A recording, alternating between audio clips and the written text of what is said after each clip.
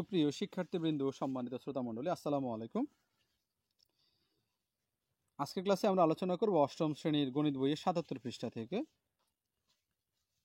যারা এই চ্যানেলে নতুন তারা এই চ্যানেলের প্লে লিস্টে দ্বিতীয় শ্রেণী থেকে নবম শ্রেণী পর্যন্ত বিভিন্ন ক্লাসগুলো সাজানো আছে। যদি প্রয়োজন হয় সেই ক্লাসগুলো সেখান থেকে সংগ্রহ করে নিতে পারবেন। রিনা ব্যাংক থেকে 11% সরল মুনাফায় হারে টাকা জমা রেখে 5 বছর পর 2200 টাকা মুনাফা পেল। সে কত টাকা জমা রেখেছে? তো সে কতটা জমা রেখেছিল মানে আসল কত ছিল। তা আমরা এখানে লিখব মুনাফার হার দেওয়া আছে 11%। 11% মানে 100 ভাগের 11, আর 100 ভাগের 11কে আমরা যে 100 দিয়ে 11কে ভাগ করলে কত হয়? 0.11। আর মুনাফা আয় সমান, মুনাফা প্রকাশ করে আয় দিয়ে ইন্টারেস্ট। মুনাফা আয় সমান কত? 2200 টাকা। আর সময় হচ্ছে কয় বছর? 5 বছর। এই জন্য এন সমান লিখলাম 5 বছর। এখন আমরা জানি আয় সমান পি এন আর। তা আমরা পক্ষ পাল্টালাম, ডান পাশটারে বাম পাশে লিখলাম, বাম পাশটাকে ডান পাশে লিখলাম, অর্থাৎ পি এন আর সমান আয় লিখলাম।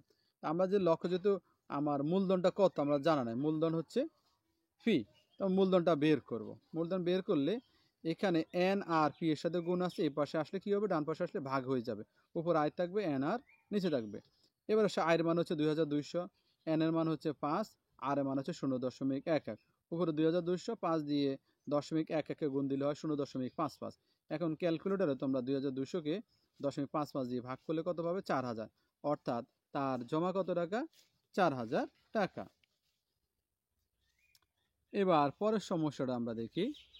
পরের সমস্যা কি লেখা আছে? উদাহরণ 4-এ 4200 টাকার 4 বছরের মুনাফা 2100 টাকা হলে মুনাফার হার কত? এখানে মুনাফার হার বের করতে বলা হয়েছে। তা আমরা দেখো এখানে কি লেখা আছে? আসল ফি সমান হচ্ছে 4200 টাকা, মুনাফা আয় সমান 2100 টাকা, সময় আন সমান 4 বছর, আর মুনাফার হার হচ্ছে কত? আর মুনাফার হার আর সমান হোয়াট? এটা বের করতে হবে আমাদেরকে।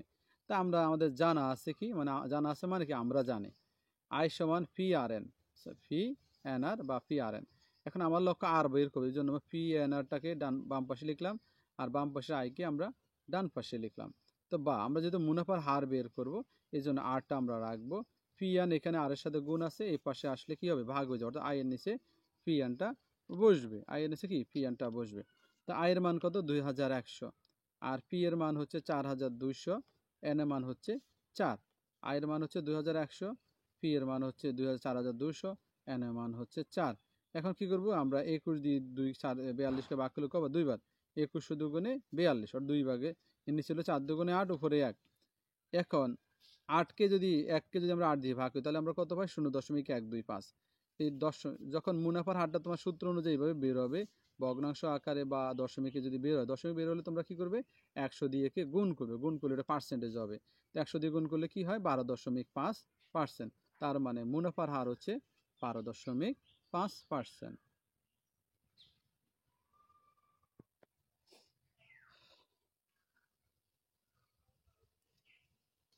11% হারে 44,000 টাকার কত বছরের মুনাফা 12,100 টাকা হবে? এখানে মুনাফার হার হচ্ছে 11%। মুনাফার হার 11%। এই কথার অর্থ হচ্ছে 100 টাকার 1 বছরের মুনাফা 11 টাকা। আমি যদি ব্যাংকে বা কোথাও 100 টাকা রাখি, তাহলে তাদের শর্ত অনুযায়ী আমি 100 টাকা রাখলে 11 টাকা পাবো, 200 টাকা রাখলে 11 দুগুণে 22 টাকা পাবো, এভাবে। তো 44,000 টাকার কত বছরের মুনাফা 12,100 হবে? মানে কত বছর রাখলে, অর্থাৎ আমার সময় বের করতে হবে। এই জন্য আমরা কি লিখলাম? মুনাফার হার। আমরা প্রথমে লিখলাম মুনাফার হার, আর আর মানে rate of interest, rate of interest, সুদের হার, মানে মুনাফার হার, এটা হচ্ছে 11%। তো 11% মানে কি? 100 ভাগের 11। 11% এই কথার অর্থ হচ্ছে কি? 100 ভাগের 11। এখন 100 দিয়ে যদি তুমি 11কে ভাগ করো তাহলে কি হবে? 0.11। তুমি কীভাবে করবে? ক্যালকুলেটর দিয়ে ভাগ করতে পারো, অথবা সরাসরি প্রথমে এখানে 11 আছে, 11 লিখে দিবে, উপরে 11 আছে, 11 লিখে দেবে। এখন দেখো শূন্য কয়টা আছে? একের পরে শূন্যের নিয়মটা বলছি, অন্য কিছু 2 3 থাকলে এরকম নিয়ম প্রযোজ্য হবে না। 1 থাকলে, একের পরে শূন্য আছে কয়টা? 2টা, তার ঠিক 2 ঘর আগে দশমিক, এই ডান থেকে বাম দিকে 2 ঘর আগে দশমিক দিয়ে আর দশমিক পর্যন্ত একটা শূন্য দেবো, অর্থাৎ 100 দিয়ে আমরা 11কে ভাগ করলে কত পাই? 0.11। এখন আসলে কত আছে এখানে? 44,000। আসল কত আছে? 44,000। আমরা আসল পি দিয়ে প্রকাশ করলাম 44,000 টাকা। আর মুনাফা দেওয়া আছে, মুনাফা ইংরেজি হচ্ছে ইন্টারেস্ট। ইন্টারেস্ট মানে মুনাফা। তো মুনাফা কত? 12,100। এই জন্য মুনাফা আই দিয়ে প্রকাশ, ইন্টারেস্টের আই থেকে আই দিয়ে প্রকাশ, এটা হচ্ছে 12,100। আর সময় হচ্ছে ডিউরেশন, ডিউরেশনের এন থেকে আমরা সময়, এটা আমাদেরকে বের করতে হবে। তো আমাদের জানা আছে কি? আই সমান পি এন আর। আই সমান কি? পি এন আর। তো বা আমরা যেহেতু এন এর মান বের করব, এই জন্য পি এন আরটাকে আমরা বাম পাশে লিখলাম, আর আইটাকে আমরা কোথায় লিখলাম? ডান পাশে। আই লিখবো আমরা ডান পাশে। এবার আসো, এন এর মান যদি বের করতে যাই, পি আর আর এন এর সাথে কি আছে? গুণ আছে। তাহলে সেটা ডান পাশে কি কি হবে? ভাগ হয়ে যাবে, অর্থাৎ পি আর আর এটা নিচে নেমে যাবে, আই থাকবে উপরে, পি আর আর থাকবে নিচে। এবার আসো আমরা মানগুলো বসাই। আয়ের মান কত? আয়ের মান হচ্ছে 12,100। আয়ের মান হচ্ছে কি? 12,100। আর পি এর মান কত তোমার?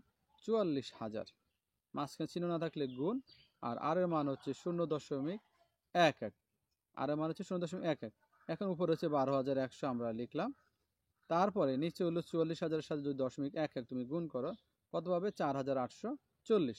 এবার তুমি ক্যালকুলেটর দিয়ে উপরে 12,100-কে 4,840 দিয়ে ভাগ করো। ভাগ করলে তুমি কত পাবে? 2.5। তার মানে আমার সময় লেগেছিল 2.5 বছর, যাকে আমরা সংক্ষেপে বলি 2.5 বছর বা 2.5 বছর। এখন উপরের উদাহরণ থেকে সহজেই সরল মুনাফার হিসাব বের করা যায়, কিন্তু শান্তার সঞ্চয়ের ভিত্তিতে 1 বছরে কত সরল মুনাফা পাওয়া যাবে? লক্ষ্য করো, শান্তার প্রথম কিস্তি 200 টাকা 1 বছর জমা থেকেছে, কিন্তু দ্বিতীয় কিস্তি 200 টাকা 11 মাস জমা থেকেছে। তারপর তৃতীয় কিস্তি যেটা, সেটা 10 মাস ছিল। চতুর্থ কিস্তি সেটা 9 মাস ছিল। সবগুলো কিন্তু পুরো 1 বছর নাই। আমাদের জানা আছে যে ব্যাংকের সরল মুনাফার হার 7%, তার মানে তার পুরো 1 বছর রাখলে 60 টাকা দিবে। এখন যেহেতু সবগুলো তো তার পুরো 1 মাস জমা নাই, তাহলে সেই পুরো টাকার উপর 7% মুনাফা পাবে। কিভাবে পাবে? কি মনে হয় তোমাদের? সে কি পুরো মুনাফা পাবে? না, আসলে সে আমার ব্যাংকের মুনাফা শর্ত অনুযায়ী পুরো 1 বছর তাকে সেখানে টাকা রাখতে হবে। যেহেতু প্রথম কিস্তি শুধু 200 টাকা আর তার পুরো বছর জুড়ে ছিল, সেটা সে 8% মুনাফা পাবে। আর বাকিগুলো তার মাসিকটাকে ভাগ করে, মাস হিসেবে ভাগ করে, অর্থাৎ 11 মাসে পুরো 1 বছর যত টাকা পায় তাকে 11 মাসে ক্যালকুলেট করলে কত হয়, 10 মাসে ক্যালকুলেট করলে কত হয়, 9 মাসে ক্যালকুলেট করলে কত হয়, সেই হিসাবে হবে। যেন আমরা লিখতে পারি যে শান্তার মোট সঞ্চয়ের উপর 7% মুনাফা পাবে না। সময়ের ভিত্তিতে যদি পুরো বছর ব্যাংকে রাখে, তবে সে 7% মুনাফা পেতে পারে। এরপরের ক্লাসে আমরা জোড়ায় কাজটা দেখব, পরের পৃষ্ঠায় 79 পৃষ্ঠাতে। ধন্যবাদ সবাইকে। আসসালামু আলাইকুম।